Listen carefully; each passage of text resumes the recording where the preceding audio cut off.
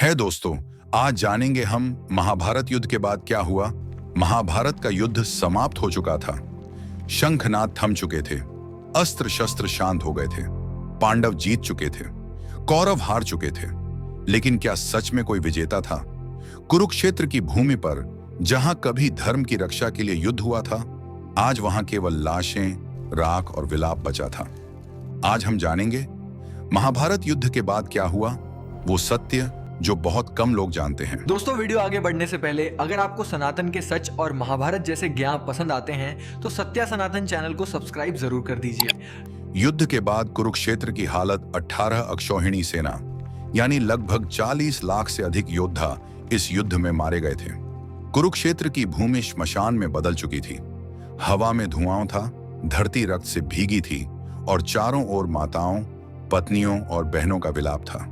इतिहास कहता है, युद्ध जीतने के बाद भी पांडवों की आंखों में खुशी नहीं, केवल सन्नाटा था। युधिष्ठिर, धर्मराज, धर्म के प्रतीक, लेकिन युद्ध के बाद वो टूट चुके थे।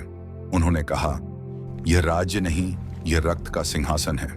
युधिष्ठिर ने राजा बनने से इनकार कर दिया। उन्हें लगने लगा, इतने लोगों की मृत्यु का दोष उन्हीं के सिर है।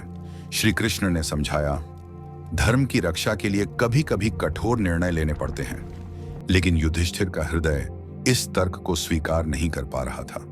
गांधारी, जिसने जीवन भर अपनी आंखों पर पट्टी बांधे रखी थी, जब युद्ध के बाद उसे अपने 100 पुत्रों के शव दिखाए गए तो पृथ्वी कांप उठी। गांधारी ने श्री कृष्ण से कहा, यदि तुम चाहते तो यह युद्ध रोक सकते थे। क्रोध और शोक में गांधारी ने श्री कृष्ण को श्राप दिया, जैसे मेरे वंश का नाश हुआ वैसे ही तुम्हारा यादव वंश भी नष्ट होगा। श्री कृष्ण ने श्राप स्वीकार किया, क्योंकि यही था कर्म का नियम। यही क्षण था जब भविष्य लिख दिया गया। भीष्म पितामह अब भी शरशैया पर लेटे थे। उन्होंने उत्तरायण का इंतजार किया। युधिष्ठिर, पांडव और श्री कृष्ण भीष्म के पास पहुंचे।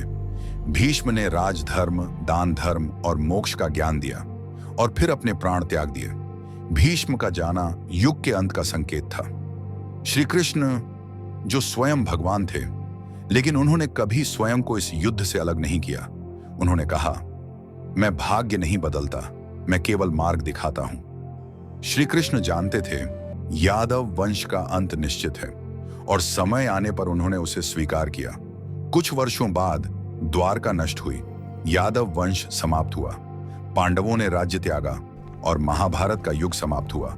इतिहास ने सिखाया, युद्ध में कोई जीतता नहीं, धर्म भी जब हिंसा से जुड़ जाए तो उसका मूल्य चुकाना पड़ता है।